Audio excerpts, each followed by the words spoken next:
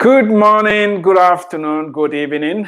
Whatever time of the day you're watching this broadcast, this is Dr. Eric Tangumonkem with iemappraoch, where we inspire, equip, and motivate people to discover God's great potential in them, develop that potential, and deploy it. We believe everybody has great potential in them, no matter where they were born, no matter who gave birth to them, no matter how they look on the outside. Each person is created in the image and likeness of God, and we are here on a mission. There is an assignment for each and every one of us. Nobody is a result of an accident. Every human being that is born at the right time, in the right place, for the right purposes. If you're listening to me today, I want you to listen and listen carefully. If you are feeling confused, if you're feeling dejected, if you're feeling oppressed, depressed, discouraged, I want you to hear this. Your life has meaning. Your life has purpose. You are here for a time such as this. God created you. He has an assignment for you. And I want to encourage you to ask God to reveal that which He has called you to do, and to do just that. If you are not yet having a relationship with your Creator, you can do that today. God has already made a provision. He's beckoning on you to turn to Him, to call out to Him. And He will answer, and answer speedily. We've been talking about racism. We're in chapter 5 of my book, Racism, Where is Your Sting? A provocative look at the beginning and the end of racism. I want to encourage you to get a copy and read it slowly, read it meditatively, read it, reflect over it. It's going to change your life. Share the message with other people. Get copies for others. I've always said, light will always win over darkness. Light will always win over darkness. It doesn't matter how dark it gets. When light shows up, darkness always flees. Racism is darkness. Let us shine the light of truth into it and let it dissipate and disappear. Chapter 5 is talking about the way forward. I don't like complaining. I don't like blaming. I don't like making excuses. Because no matter how good, how justifiable, how convincing excuses are, they don't solve anything. They keep you where you are. Last week, or during the last broadcast, I said, the way forward. I get it. I titled it like that because I had an exchange with an African American contact, a friend on Facebook. And this person said, dude, you were not born here. You're clueless about what America has been through what the African Americans have been through. Therefore, you're not qualified to say anything. Well, Joseph was not an Egyptian. He was a slave. He lived in Egypt for 13 years. Yet, when Egypt had a problem, he proposed a solution. I've lived in the United States for more than 19 years, and all I'm doing is proposing a solution to a vexing problem. You take it or leave it. I'd like to hear your comments and what you think. I'll try to move today very slowly because I don't want to be misunderstood. I know this is a very touchy subject.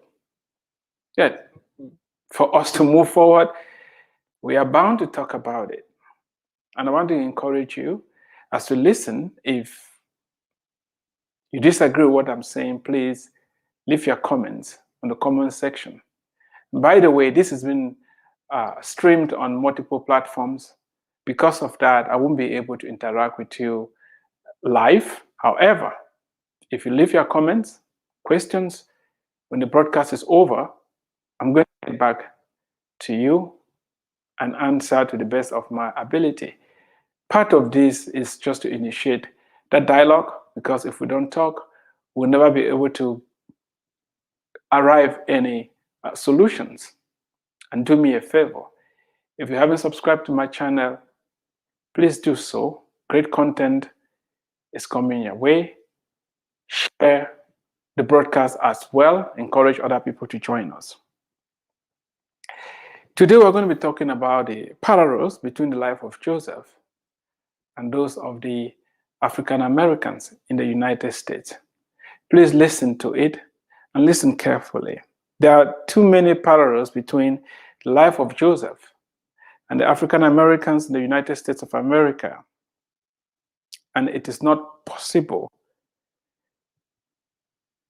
to solve the complexity or the interplay between the complexity of some of the issues we're having in the country right now in a few paragraphs. However, I am going to say a few things that we make you to think. Like Joseph,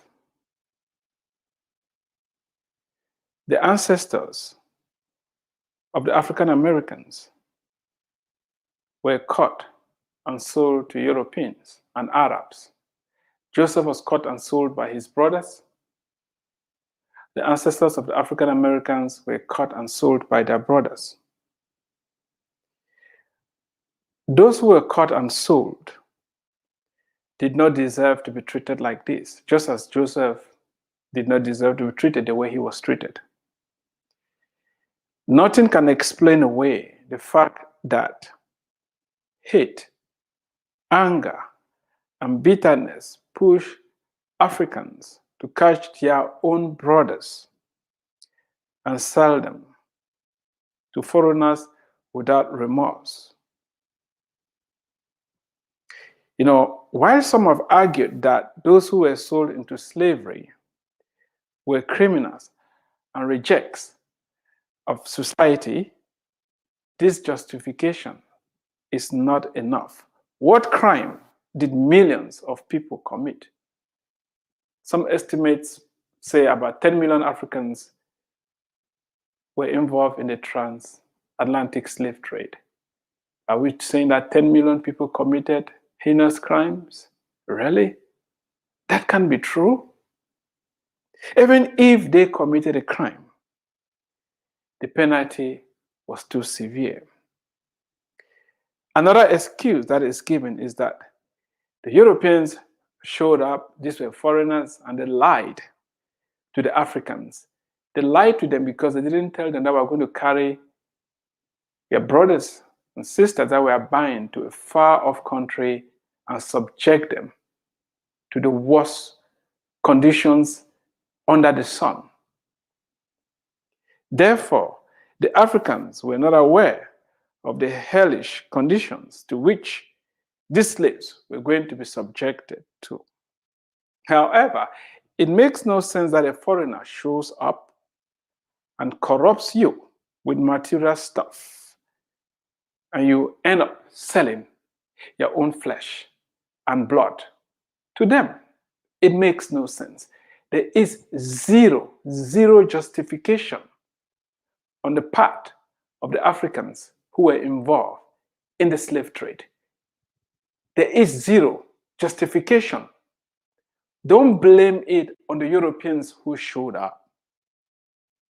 The brothers of Joseph sold him, just like the Africans sold their own brothers. When we're trying to unravel this issue, we must look at it from all angles. All the justification doesn't hold. Foreigners show up, you catch your own people and sell them to these foreigners. What were they thinking? In the case of Joseph, his brothers thought he was worth just 20 pieces of silver. Can you imagine his brothers thinking that his worth could be reduced to some arbitrary monetary value? Can you imagine that? 20 pieces of silver? Life is secret and should never be reduced to a level of a commodity. Unfortunately, those on the African continent fell into this temptation because they thought gunpowder, guns, gin, and other material things brought by the Europeans were worth more than their own flesh and blood. What motivated them? The brothers of Joseph were motivated by, let's sell him for 20 pieces of silver. The Africans were like, oh, we like the gin, we like the gunpowder, we like the guns, we're going to take them and give you our own flesh and blood. Yeah, some of the slaves came from one ethnic group, attacking the other ethnic group, capturing people there and selling. Again, they're all Africans. They all look alike. It's evil. It's evil. It's universal. It's found everywhere. And that is why we must go past the sound bites and address this issue of the heart. Remember, I'm talking about the way forward. And I'm drawing the parallel between the life of Joseph and that of the African Americans, because Joseph's story is a story of triumph above all odds.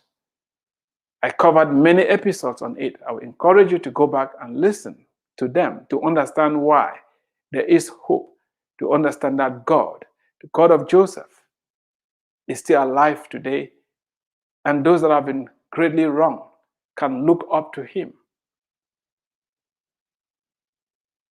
and align themselves with the master plan, with God's supernatural agenda, and begin to experience true freedom and true deliverance.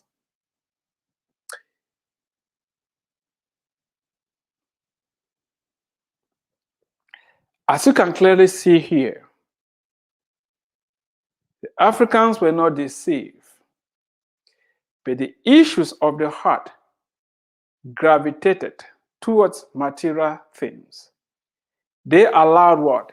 Hate, greed, and selfishness already in their hearts to take over, just as the Europeans and Arabs buying slaves and at times forcefully abducting some were driven by these same issues of the heart. Everybody is manifesting sin, both the buyer of slaves and the seller. They are all sinners. They are driven by hate, by greed, by selfishness, by wickedness. The buyer and the seller are all guilty. The brothers of Joseph were no different. And they cannot justify their action under the pretext that their brother had shared his dreams that provoked them to sell him off. Remember, Joseph told his brothers that, oh, I had a dream. I'm going to be a leader over you. And they hated the guy. It's hatred. These were brothers in the same family that all look alike. But that didn't prevent them from selling their own brother into slavery. The heart of man is desperately wicked. That is where we started. Remember, Cain did not kill Abel, his brother, because he did something wrong. He committed the first murder out of anger and jealousy.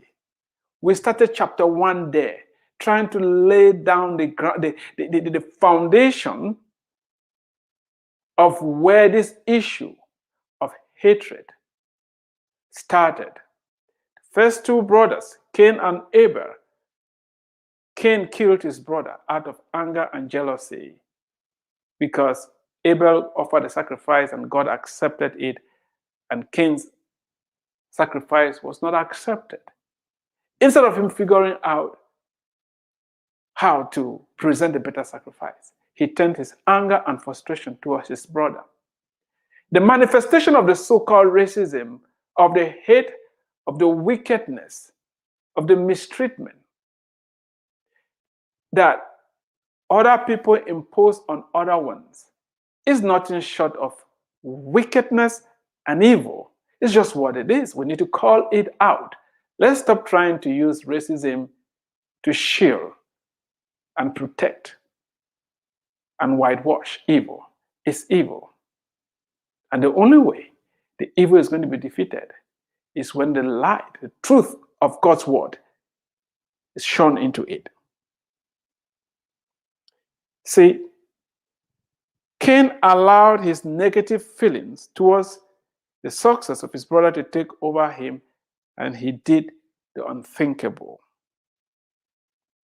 There was no racism here. There was no racism. But he killed his own brother. Every time we try to pin racism on people who are allowing their sinful nature to rule over them, we are missing the point. Each time somebody hates another person, it doesn't matter the color of their skin, it doesn't matter their socioeconomic status, it doesn't matter. Each time any human being treats another human being badly, the perpetrators, the oppressors, are manifesting evil. You cannot say, I mistreated you because of the color of your skin. No, what is driving you is the wickedness that is in you. It's sin that is driving you. We need to call it what it is if we ever want to come out of this problem. Let's continue looking at the parallel between African Americans and Joseph. The Africans, like the brothers of Joseph, saw foreigners and sold their own flesh and blood without a second thought. Remember, the brothers of Joseph sought Ishmaelites and sold him to them. Like Joseph, these African Americans were carried off to foreign lands under despicable conditions. Some of these slaves were resold to slave masters like Joseph. Joseph was caught by his brothers, stripped of his clothes, sold to foreigners who shackled him and dragged him to Egypt, where he was resold. The African Americans were caught by their brothers, shackled under despicable conditions, ferried over the Atlantic, brought to the Caribbean and to the Americas, where they were resold, just like Joseph was resold. They were not only enslaved, but forced to build a lot of wealth for their slave masters. They were not only sold into slavery, but they were put to work. They worked in plantations, slave labor, zero pay. Joseph also was sold to a slave master.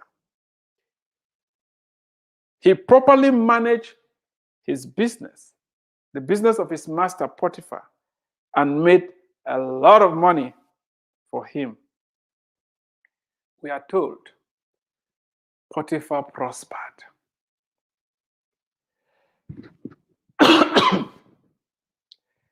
But Joseph had zero pay. The African Americans were murdered, lynched, raped, exploited, and many terrible things were done to them.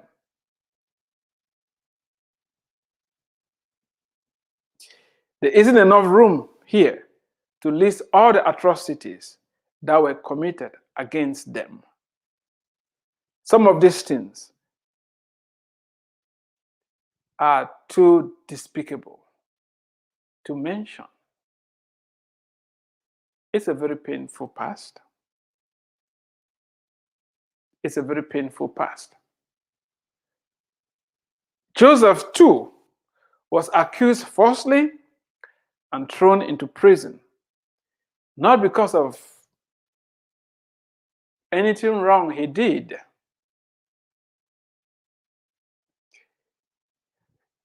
Joseph obeyed God by refusing to commit adultery. Instead of being freed from slavery, he was thrown into prison for not sinning and going with the flow. It seemed God had abandoned him.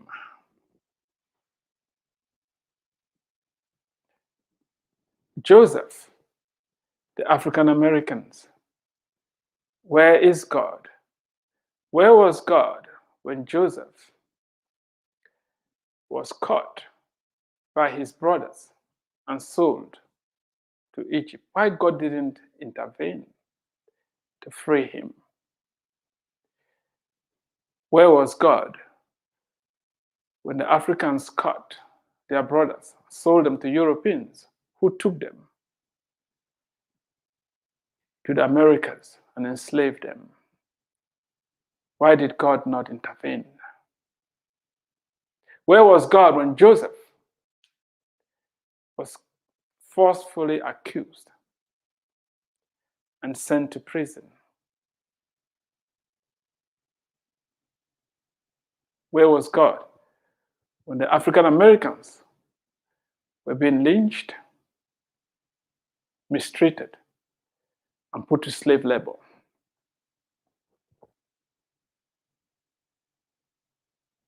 To answer these questions, you have to listen to the next.